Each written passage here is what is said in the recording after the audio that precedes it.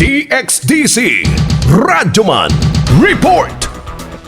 Wala gihapon napatuman sa mga rice retailers sa Davao Region ang price ceiling nga 41 to 45 pesos matag kilo sa regular milled ug well-milled rice. Sa pakighinabi sa DXDC RMN Davao kang Deolly Roque, ang hepe sa Consumer Protection Division sa Department of Trade and Industry kun Dti-11. Ilang nasabtan nga dili ingon anak kadali nga mapaubos ang presyo sa bugas, ilabi na nga taas pa ang presyo sa ilang kuha sa ilang daan nga stock. Sulti ni Roque nga kini usab ang rason nga gina-monitor lamang nila ang rice retailers pinaagi sa pagkuha sa buying og selling price niini ug wala usab gipatuman ang sanksyon sa makalapas sa maong direktiba.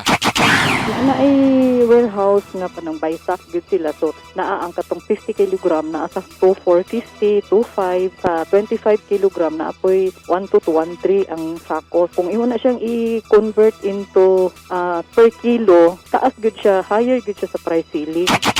Matod sa Dti-11 official nga padayon ang ilahang monitoring uban ang Department of Agriculture ug uban pang ahensya sa mga rice retailer nga mao'y basehan usab sa ayuda nga itunol sa apektadong mga negosyante. Kasama mo sa balita ug serbisyo publiko, Radyoman Kirby Manzon, Tatak, RMN.